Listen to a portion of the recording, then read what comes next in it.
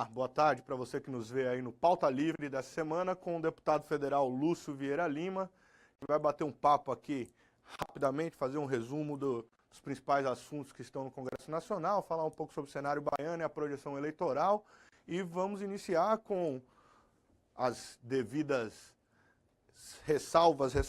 as devidas iniciações de Lúcio com relação ao que vai ser votado muito provavelmente nessa terça e quarta na Câmara dos Deputados a respeito da reforma eleitoral / política. Né? Boa tarde, ouvintes e quem está assistindo o programa Pauta Livre aqui do Bocão News, né? Com esse repórter que é competentíssimo, sempre por onde passa, deixa exemplo de trabalho, é um homem que respeita os jovens e tal, homem da mais alta seriedade. E eu digo isso com franqueza, porque senão eu não diria, né? Você me conhece. Então está aqui o Luiz Fernando, a quem eu tenho um carinho muito grande, né?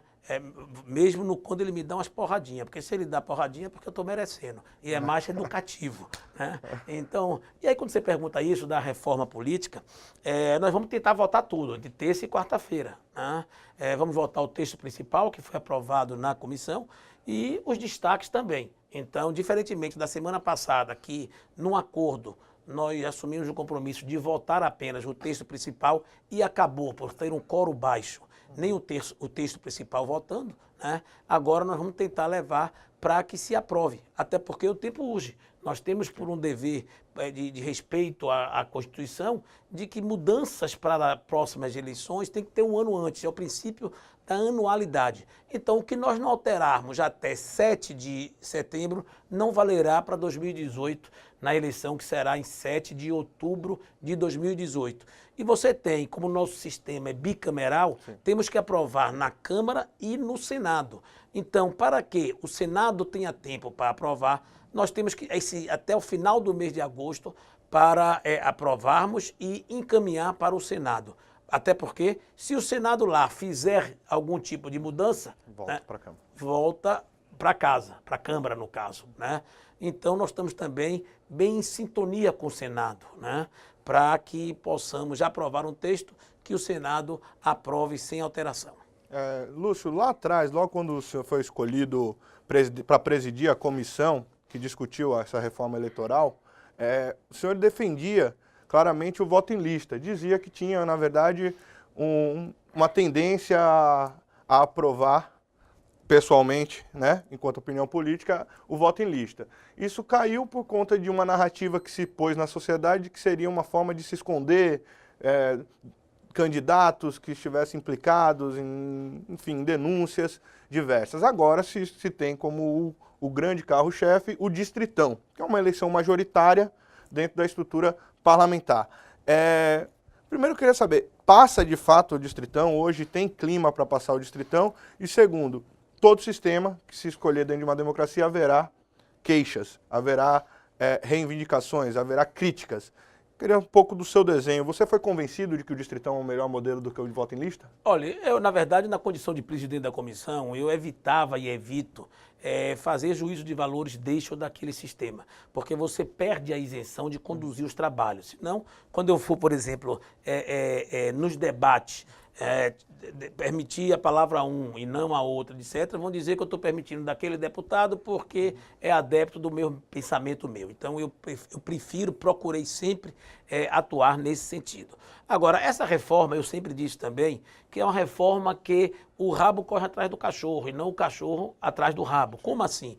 Quem pautou essa reforma foi a questão da Lava Jato e quando deu problema com o financiamento de empresas, certo? Que o tribunal acabou proibindo, o Tribunal Eleitoral, o Supremo Tribunal, acabou proibindo o financiamento privado de empresas. Então você tinha que ter outra fonte de recursos. E aí surge, ora, você tem que baratear a campanha, né? Nós já procuramos baratear o máximo. Se você for ver, já se tirou o trio elétrico, se tirou camisa, se tirou todos os brindes, né? Se tirou outdoor, né? Então, estão sempre enxugando as campanhas. O que é que tem que fazer agora?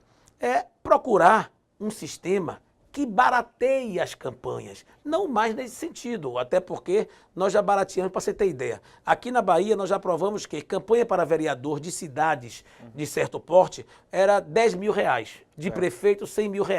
Então, legislação para baratear custo melhor do que essa não existe. Agora você fala, ora, Lúcio, mas nenhum vereador se elege com R$10 mil. Até porque você pega o exemplo do carro de som. Carro de som ficou limitado a 20% do teto daquela eleição para aquele cargo. Então o vereador só poderia gastar R$2 mil com o carro de som. E aí você diz, ora, mas ele então não poderia ter carro de som os 3 meses de campanha, porque é muito mais do que isso. Aí não cabe ao parlamentar. Aí cabe a fiscalização. Cabe o Tribunal Eleitoral, cabe o Ministério Público, cabe denúncia da coligação, dos adversários, etc. Então, nossa parte, nós sempre procuramos fazer, né? Então, aí você tinha que procurar o quê? O sistema visando baratear as eleições, porque aí casava os dois, né? Daí veio o voto em lista. E por que o voto em lista é mais barato? Porque você faz a campanha por partido. Certo? Então, em vez de eu fazer, por exemplo, você vai ter aqui no PMDB, um exemplo, vamos colocar que tenha Leo Lomanto e eu como candidato. Em vez de nós termos 2 carros de som, 2 contadores, 2 comitês, para o meu número 1518 e para o de Leu, certo? Você vai ter uma campanha para o número 15. Nós vamos botar um carro de som, gritando 15, pedindo voto por 15, pedindo voto por PMDB, certo? Vamos ter só um contador fazendo a contabilidade, só um comitê. Então você vê que barateia muito as campanhas políticas. Nós gostaríamos no início de fazer o distrital misto, que é o quê? Você dividir o estado em distritos, em regiões, certo?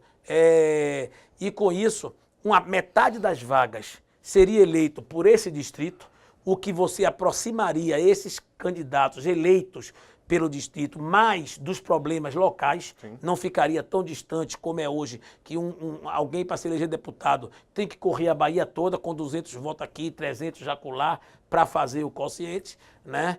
E a outra metade, também você atingiria a Bahia como todo, e até mesmo o Brasil, para que você não transformasse deputados em vereadores, no sentido de se preocupar apenas com os problemas municipais, certo? Mas, infelizmente, eu estou procurando ser bem didático para que o povo entenda, né? Infelizmente, o Tribunal Superior Eleitoral nos disse que não teria capacidade para dividir o país em distritos para 2018. Que ele estava, inclusive, fazendo uma revisão das zonas eleitorais, certo? Porque você tem zona que tem 1.000 eleitores e você tem zona que, lá em São Paulo, por exemplo, tem zona com 1.000, 2.000 e você tem outras com 200 mil eleitores. Então, você tem essa disparidade que a primeira coisa que eles estão fazendo é revisando essas zonas eleitorais, né? Então, uma vez que no pódio distrital misto, nós fomos para o voto em lista. Aí, quando apresentou o voto em lista, começou. O voto em lista é para esconder aqueles que estão envolvidos na Lava Jato, certo? Como se isso fosse possível. Como se fala voto em lista, passou a impressão para a população que é lista secreta, onde você iria votar no 15, PMDB, sem saber quem são aqueles candidatos. O voto em lista nada mais é do que está aí já. Sem o sistema proporcional, você vota no partido, etc.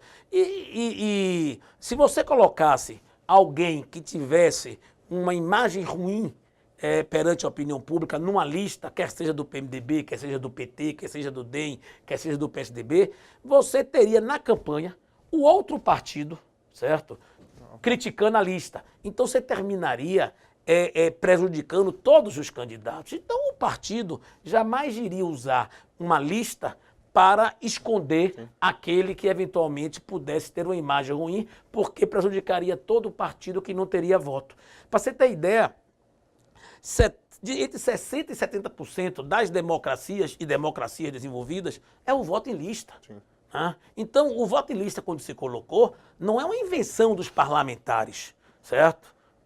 Nós trouxemos de outra experiência. E aí, para vocês entenderem bem, aí você tem o OAB critica o voto em lista, certo? Não sei quem critica em voto em lista. Eu fui no debate, por exemplo, da OAB em Brasília e eu tive a oportunidade de perguntar, vem cá, quando vocês fazem a lista tríplice para apresentar ao presidente da República ou apresentar nos estados, aos tribunais, para fazer os desembargadores correspondente a 1/5, né, que é a cota que tem, vocês fazem como? Vocês fazem uma eleição e apresentam uma lista, certo? Ou 6 nomes, ou 3 nomes, de acordo com que a legislação pede. O Ministério Público. Faz isso O também. Ministério Público faz o quê? Faz uma lista, certo? É uma eleição interna que seria uma prévia para poder... Para fazer a lista e para ser escolhido ou pelo presidente ou pelos desembargadores, etc. Qual é a diferença dessa lista para a lista dos partidos, né? Porque quem vai escolher aqueles que vão participar da lista são os convencionais. No caso, quem escolhe são os advogados. Então, os advogados correspondem aos convencionais. E não souberam responder qual é a diferença, certo? Né? Aí você diz, ora, mas os partidos políticos aí, como é que vai ser feita a lista? Você vai colocar só quem você quer. Do jeito que está atualmente, só entra quem um partido quer. Porque você tem a Teria que criar convenção. estruturas diferentes dentro dos partidos. Aí é um outro debate. Aí é um outro debate, certo, né? Mas o fato é... Aí, feito isso, caiu-se, então, o voto em lista, né? Então, você já foi. O distrital misto já foi embora porque o TSE não pode. O voto em lista já foi embora porque não tal. Todo mundo, e você que me ouve, deve ter feito alguma crítica também nesse sentido, dizia o quê? Esse sistema atual acabou. Sim, venceu, está esgotado, exatamente, está esgotado, né? Mas aí perguntava, qual o sistema que se quer? Aí falava, não, nós sabemos que esse nós não queremos, mas não sabemos o que queremos, muito certo? comum. Foi feita uma comissão, estamos aí há 10 meses, quase um ano, debatendo, e olha que reforma política é um tema que é debatido sempre. Já foi feito lá mais de 4 comissões, nenhuma deu resultado. Certo? Graças a Deus, e eu sempre disse desde o início, vamos aprovar um relatório. Aí diziam, por que vão aprovar? Não, porque eu tenho fé, acredito no momento, e eu não sou melhor do que ninguém, mas sou diferente. E fui articulando, fui com jeito, e mal ou ruim, você tem um relatório aprovado, o que já é um avanço em relação às outras comissões, né? Então, uma vez que não podia, você já tinha caído todos os coisas, o que é que foi? Do jeito que está aí você dizia, então, o financiamento, só porque uma coisa depende da outra, né? Que a gente vai entrar no financiamento depois. Porque uma coisa depende da outra. Então você faz, aí vamos para o distritão, porque manter o que está aí, desta forma. Aí dizia, mantém o que está aí e acaba as coligações. Mas acabava as coligações, mas mantinha o voto proporcional, mantinha o quociente eleitoral. Por exemplo, na Bahia, o quociente da eleição passada foi 190 mil. Apenas eu, que fui o mais votado, com 222 mil votos, atingiu o quociente. Então eu fui o único que me elegi sem ter uma chapa. O segundo colocado já teve 165. Se não tivesse uma chapa para complementar esses 190, não se elegeria.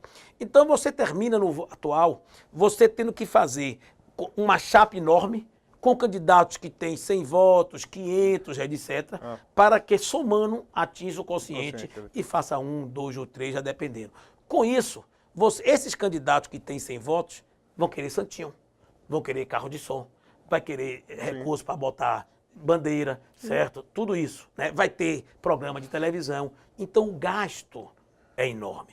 Além do mais, no sistema proporcional como é hoje, o que é que todo mundo reclamava? Eu não quero votar em alguém que eu voto em alguém que eu queira, mas termino elegendo outro que eu não queira. Como o caso do Tiririca, certo? Que teve 1,5 milhão de votos na primeira eleição, 1 milhão na segunda, e com ele trouxe 5. Valdir Pires, depois que saiu do governo da Bahia, foi candidato a vice-presidente, depois candidato a deputado, pelo PDT, se eu não me engano, e elegeu 5 ou 4, gente com 5 mil votos. O Enéas, lá atrás, elegeu o candidato com 257 votos. Certo? Vendeu a legenda. Não, ele teve muito voto. E quem acreditou que ele teria, arriscou e foi eleito com 257 votos, que jamais teria condição de se eleger. Então eu me lembro que o distritão, o voto majoritário, já foi defendido por muitos como sendo o sistema melhor, porque era eleito os mais votados, certo? E você votava naquele que você sabia que ia ser eleito, certo? Sem ser votando num tiririca, certo? E puxar com isso 5 ou 6, que muita gente... Tanto que começou os partidos a afiliar as estrelas. Sim. Veja que foram buscar Igor Canário, achando inicialmente que Igor Canário teria 40, 50 mil votos e que o partido dele iria eleger uma bancada enorme de vereador. Terminou não tendo 10 mil votos apenas. Então começou a criar o quê? Você vê artistas, né? Vendo aqueles, muitas vezes, figuras folclóricas, Sim. certo? Aí vem Anão, Mulher Maravilha, não sei o quê, pensando que com isso ia atrair voto de protestos e eleger bancada. E principalmente na área federal, porque o número de parlamentares e os votos é que determina o tamanho do fundo partidário, que é recurso, dinheiro, TV. E o tempo de TV, né? Então aí se destacava o Distritão, né? Porque seria uma campanha mais barata em que sentido? Ora, se você não precisa fazer uma chapa completa com 200 pessoas para ir somando, o mais votado, você vai ter um partido que só tem 2 candidatos competitivos, não precisa ir buscar candidaturas de aluguel, como no caso das mulheres. Que isso que eu ia te perguntar, muda isso também? Vamos já voltar. Nós tínhamos, no primeiro relatório, que foi rejeitado, que era o voto em lista, as mulheres teriam uma cota, não é cota de candidatura, é cota de vaga. A cada 3 candidatos, um teria que ser mulher, como piso, poderia ser os 3, né, como piso.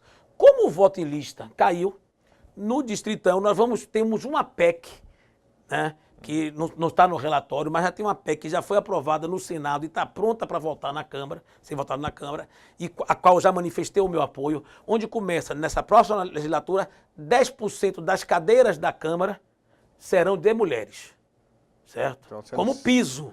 Você sai da chapa, da composição da chapa para eleição propriamente você dita. tem, por exemplo, aqui na Bahia, vamos fazer conta redonda, são 39, vamos considerar 40. Tá. Então, 40 vagas. 34 mulheres. Você não vai ter aquele percentual de 20% de mulheres na disputa.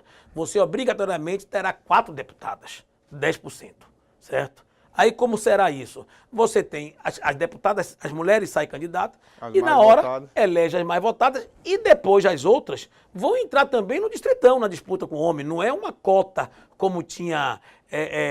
não é só ela vai disputar as 4 vagas, não. 4 vagas é garantido. Não, pode sair 20 mulheres, pode eleger até as 40. Sim, dos 40, 4 serão mulheres. Obrigatoriamente. Pronto. Certo? Né? E isso vai crescer. Serão as mais votadas. As 4 mulheres mais votadas. Pronto. Ou seja, inicialmente você tem, vamos para ficar, tomara que não confunda, você tem as mulheres participam de um distritão entre elas, certo? Então 40 fez 4, ficou 36 vagas. Se a quinta tiver voto para entrar nos 39... Se a quinta tiver mais vagas, nos 36 vagas sobrando, ela também entra. Pronto. Certo? Então, e com isso nós não estamos fazendo favor, estamos fazendo justiça. Certo. Apesar que todo mundo diz, muitos parlamentares falam que é um absurdo, que mulher não gosta de viajar, que isso, que aquilo, que tal. Mas é uma questão de débito, é como uma cota para negro. Certo?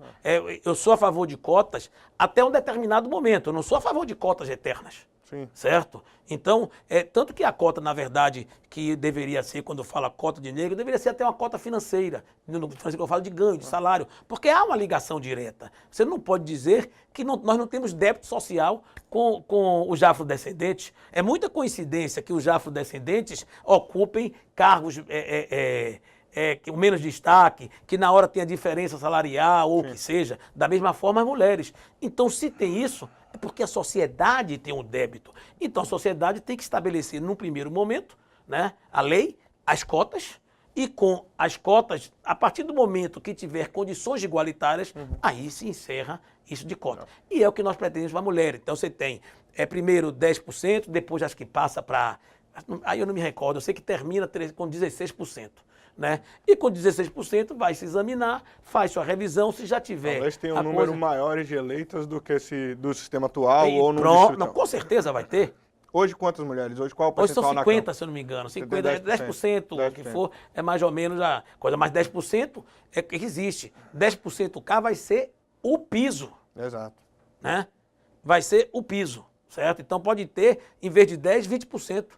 Eu garanto que vai ter mais. Vai chegar a 20, 25%. Então hoje, para a gente objetivar, já estamos em 20 minutos, hoje no Pauta Livre o deputado Lúcio Vieira Lima, Distritão deve passar e vamos falar um pouquinho rapidamente também sobre o fundo, que você quer criar. Só para concluir do Distritão, porque o Distritão veio a crítica dizendo que não valorizava os partidos.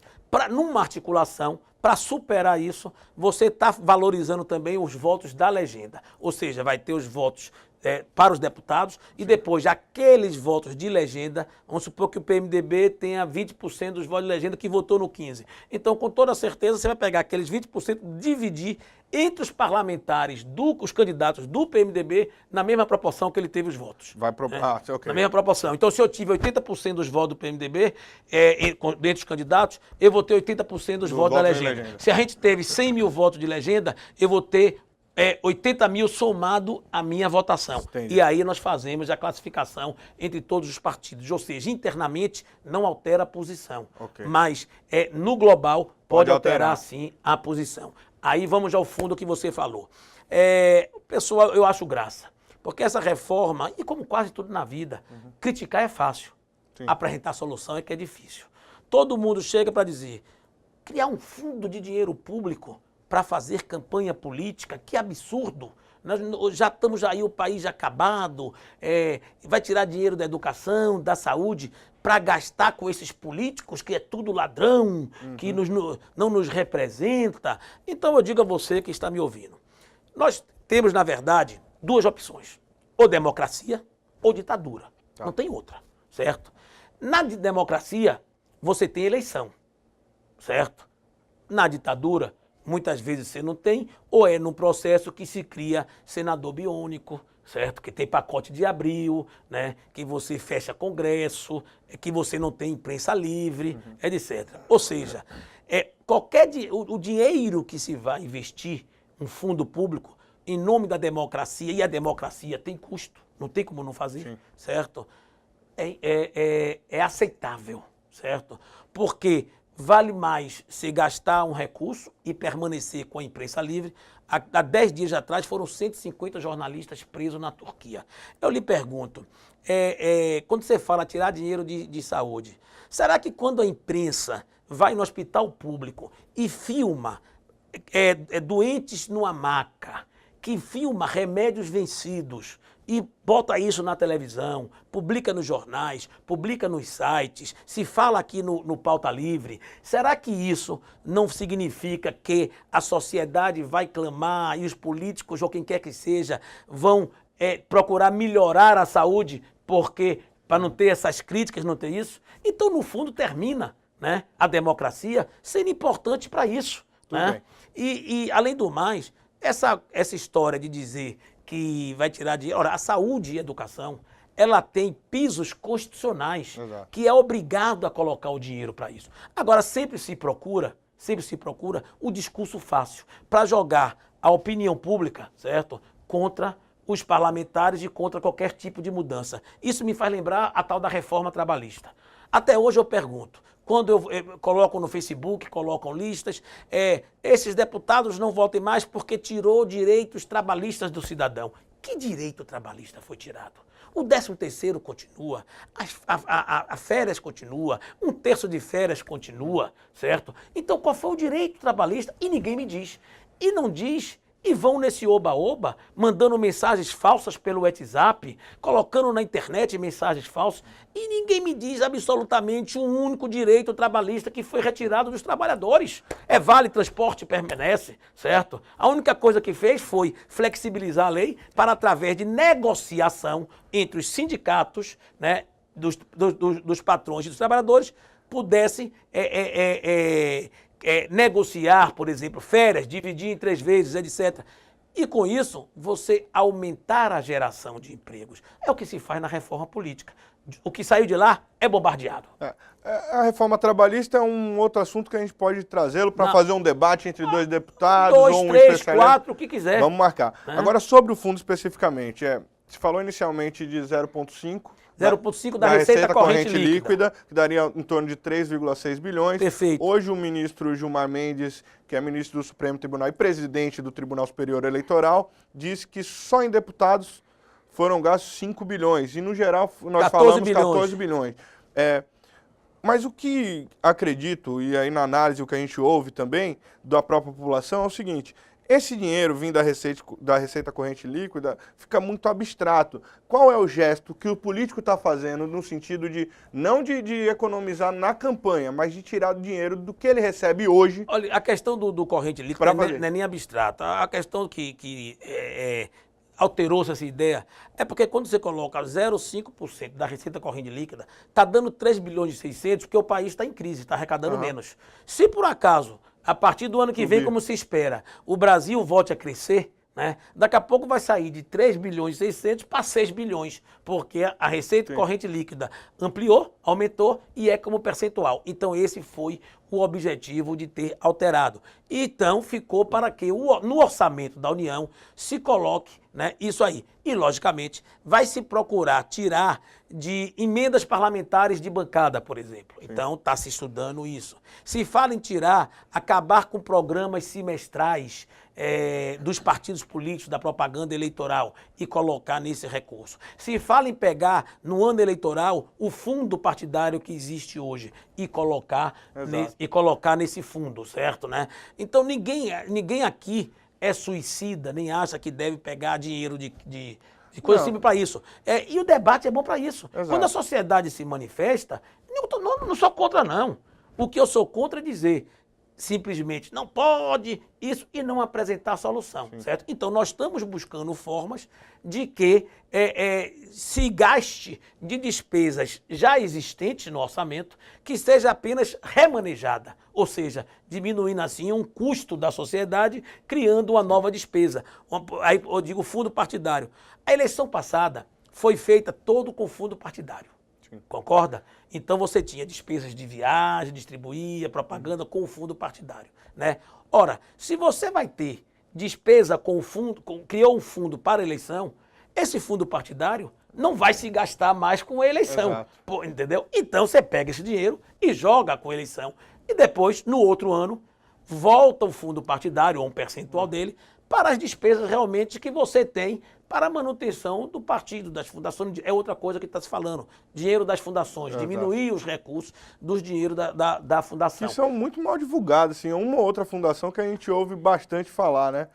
É mal divulgado e isso é tudo na vida. Você está vendo agora, por exemplo, a ministra do Supremo Presidente, certo? Ela mandando que os juízes abram os seus salários. Então era muito mal divulgado. Sim, mas certo? Com certeza, né? Então pronto, o Ministério Público tem também que abrir os seus salários. Sim, não é apenas a falando justiça. Das fundações. Não, eu estou mostrando que isso é uma coisa do Brasil e que só começa pegando no soluço. Aí a gente pega a gente pega um assunto interessante. Por exemplo, a despeito da origem desse fundo garantidor aí da democracia, como é que vai se fazer e quais são as regras que tem hoje no relatório aprovado que vai a plenário de transparência? Olha, você fez a criação do fundo.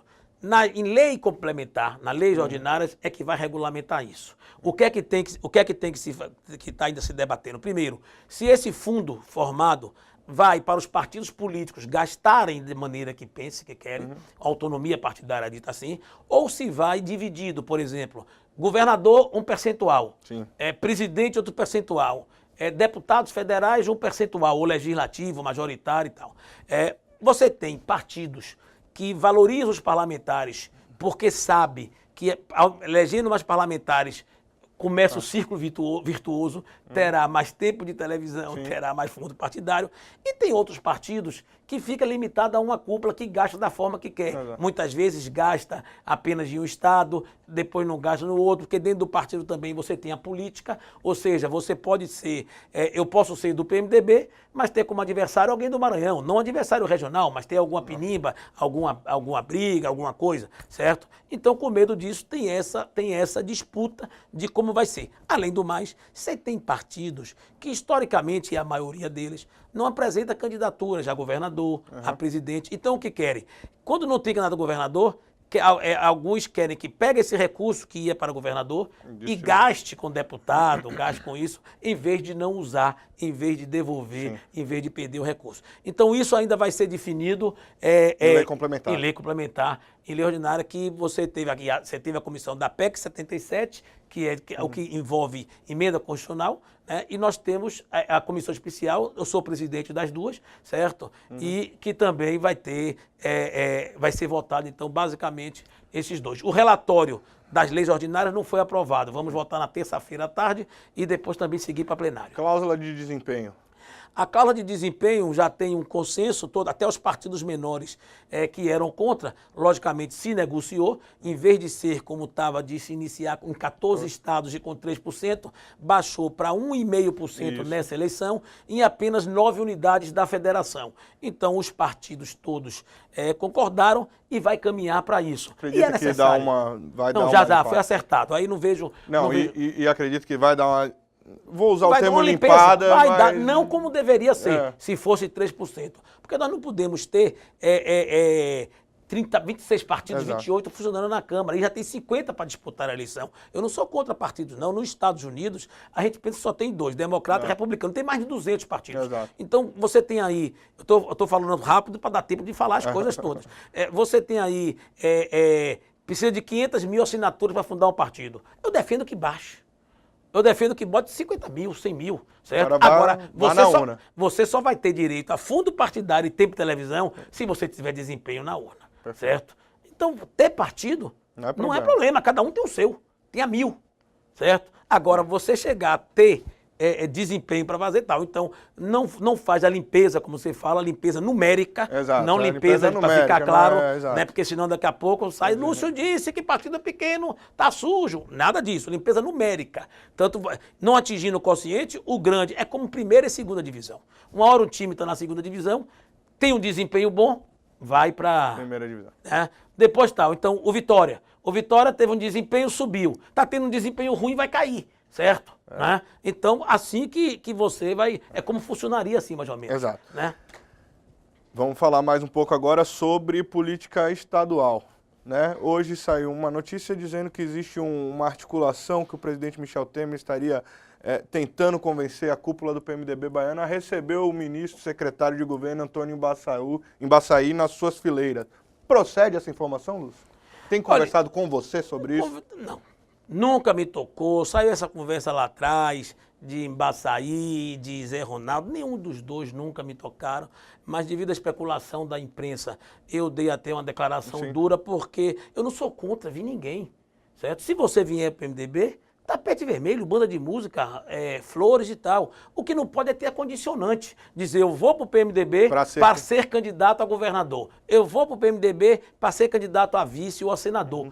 Isso você desvaloriza aqueles que estão atualmente no partido, fazendo a militância, comendo poeira, etc. Certo, né? E isso principalmente desvaloriza aquele que vem, porque ele não está vindo por ideais partidários, ele não está vindo para fazer reformas, ele está vindo de interesse em disputar um cargo. E isso desvaloriza os partidos políticos, você está colocando gente para dentro do partido, pessoas que não têm, que são pessoas qualificadas, competentes, já amigas, mas que você tem a vida toda em outro partido e que quer vir para o PMDB. Ora, logicamente, não podemos admitir que o pensamento daquele vai ser igual, que pode até se tornar depois que militar. O Bruno Reis, quando veio para o PMDB, ele não veio para ser vice-prefeito, ele disputou, inclusive, uma eleição de deputado estadual.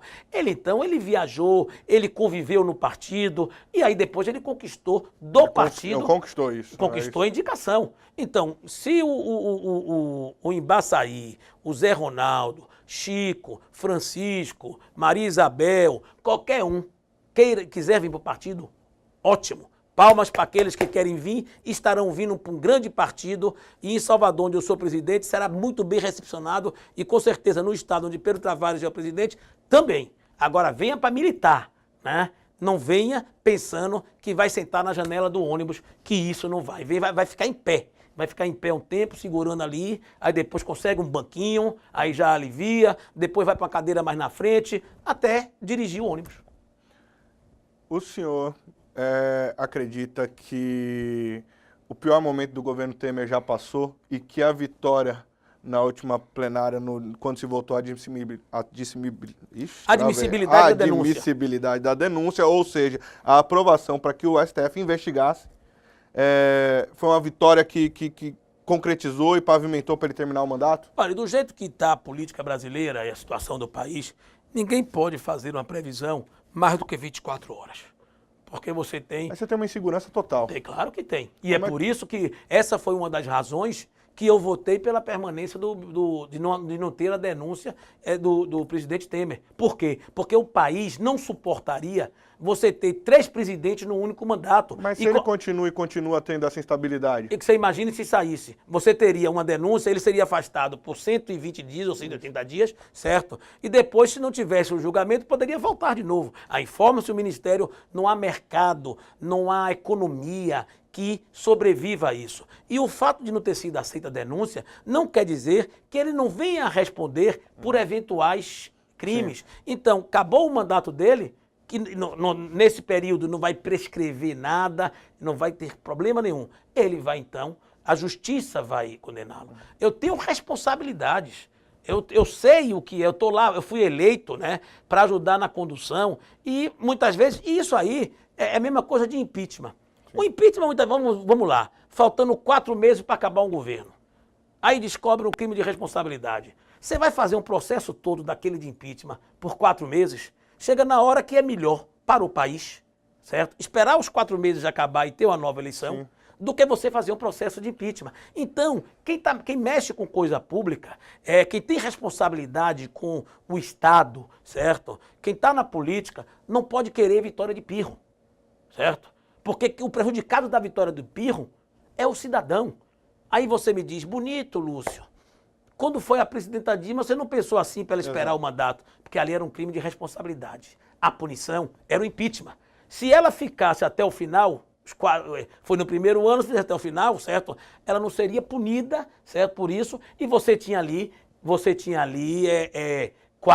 ainda o tempo pela frente para o presidente Temer fazer, sim, a transição, etc. Certo? Então, eu acho que com a não aceitação da denúncia, logicamente, deu mais estabilidade. Mas dizer que vai ser agora céu de brigadeiro, não vai ser. Até porque a política, muitas vezes, a pessoa pensa muito mais em si do que no cidadão. Então você começa a oposição, e aqui eu não estou criticando, eu estou narrando fatos, sim, eu estou falando o que ocorre, qual é a verdade, termina criando crises para se beneficiar, certo? Por exemplo, o PT, eu vi outro dia aí de algum quadro importante do PT comemorando o desemprego.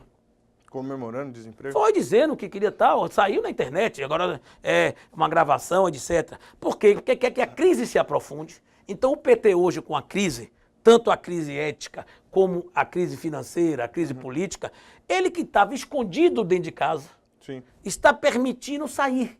E permitindo voltar com o mesmo discurso, permitindo recuperar pelo menos a sua base, o basismo do PT. Porque muita gente, ao defender a saída de Dilma também, aí é preciso fazer também a Acabei de dizer contextualização, aqui. Dizia o seguinte, a gente vai recuperar emprego, a gente vai recuperar isso, a gente vai recuperar a moral. Perfeito, E, mas e aí é aquele discurso que não se concretizou, né? Não. Mas veja bem. Algumas pessoas, claro, não. Mas veja bem, você precisava fazer alguma coisa. Eu, por exemplo, na reforma que Dilma apresentou na Câmara, quando botou o ministro da Fazenda, o ministro que era do Bradesco, Bendini. Não é Bendini, não. Um alto, que era do Bradesco, coisa, né? Ele colocou e levou durante o ano. E quando me perguntavam, eu era oposição. E eu dizia, cansei de dar declaração, que disseram até que o DEM da Bahia votou porque trocou, sim, alguma coisa na saúde, uma coisa dessa. Eu dizia, olha, eu vou votar a favor das reformas que a presidente está. Mesmo criticando ela tudo. E por que eu ia votar? Porque eu não via a oposição apresentar outra alternativa. Eu só via a oposição dizer que a reforma que ia não ia dar certo, então apresente a que vai dar certo. Certo? E eu votei. Você pode pegar. Eu contra a presidente, achando que estava, e votei. Votei porque achava que devia ser feita alguma coisa. Né? Da mesma forma com o impeachment. E nós estávamos certos. Nós não sabíamos que ia ter essa degringolada, que ia tomar esse rumo, sim, certo? Que a Lava Jato ia ter essa proporção, que ia continuar interferindo na economia, não sabia que ia ter negócio de gravação de presidente, etc. Mas você vê que o país, ele começou a sair do buraco e agora ainda tem índices melhores do que anteriormente. Você hoje já tem o emprego, já tem 3 meses que está tendo geração de emprego, depois de anos. Você falou, mas tem 14 milhões de desempregados, você vai comemorar 100 mil? É melhor comemorar 100 mil do que comemorar 14,100 negativo, certo? Então você já tem os juros, por exemplo, na casa de 1 dígito. Você já tem a inflação dentro da banda. Você já tem o dólar controlado, contribuindo desta forma para o controle da inflação, certo? Com isso eu não estou dizendo que é a crise, você tem sinais. Tal. Então, queira ou não queira, houve certa melhora. Então, não foi no caso lá atrás, não foi meramente um discurso político, certo? Até porque era alguém que não tinha, que estava propondo fazer. Se você pegar o PT agora, ele vai dizer, eu sei como consertar. Sabe, consertar como se foi ele que estragou, ele fez tudo errado. Certo. Então é diferente. Você, se vier um novo até dizer, né, é aquela pessoa que já foi governador há muito tempo, 10 anos, que hoje vai disputar a eleição, vai dizer, eu vou fazer 20 mil quilômetros de estrada. Aí o povo responde, e por que não fez? Enquanto chega o novo, pode vender esperança. Eu vou fazer, aí acredita. Porque ele nunca teve oportunidade para mostrar que fez ou que não fez. Esse é o perigo nesse momento de crise. Certo? É vir um aventureiro, um populista, certo, né? Se apresentar à população como salvador da pátria, a população sofrida, né? Sem muitas vezes recursos para pagar suas contas, etc. Tirando o filho de escola particular para botar em escola pública, certo? Que não é crime nenhum, mas a qualidade do ensino público é questionado. Meu pai, por exemplo, formou em escola pública, foi advogado brilhante, foi deputado, secretário de segurança, vindo de escola pública, certo? Tempos. Do Central, né? Como toda uma geração. Toda né? uma geração. Então a questão não é escola pública ou privada, é a qualidade do ensino que você mudou. Que é uma infelicidade a gente ter que comentar isso, querendo ou não. É uma infelicidade grande. É triste. É triste. É triste, porque o talento das pessoas está até mais na oportunidade do que na capacidade. Você tem jovens que nascem aí inteligentíssimos, mas, no entanto, não teve oportunidade na vida para que aquela sua formação, aquele seu estilo, a sua inteligência fosse explorada, desabroçasse total, em que trouxesse, na verdade, benefício para o país. Né? Então você mata tanto o sucesso do ser humano como o sucesso do país, porque você não faz esse investimento. Então essa está a diferença. Então mesmo assim, eu acho que o presidente Temer ainda vai entregar um país melhor para o seu sucessor, que é o que precisamos. Eu acho que final de crise só vai ocorrer em 2018 com as eleições, certo? A gente precisa encerrar, porque a gente já estourou todos os tempos. Eu queria agradecer a Lúcio, vou deixar o senhor com uma outra pergunta aqui só para a gente encerrar. Agradecer a você que nos acompanhou direto. Lúcio, o senhor estava me falando que em 2018 acredita que vai entregar um país melhor, mas acredita que a eleição vai pacificar o país? Olha, eu acho que sim, né? Eu acho que deve pacificar, até porque a história vai mostrar aquele que for eleito, e é para isso que nós devemos usar a história, o passado, como aprendizado. E não devemos usar para continuar cometendo os mesmos erros. Então, aquele que assumir o país vai assumir com essa responsabilidade de pacificar. E sabe que aqueles que dividiram o país não tiveram sucesso justamente porque tentaram e conseguiram dividir o país. Então, por isso que eu tenho fé que nós, em 2018, elegendo o presidente, passaremos a ter um país melhor. Agradeço a vocês, um abraço, até a próxima.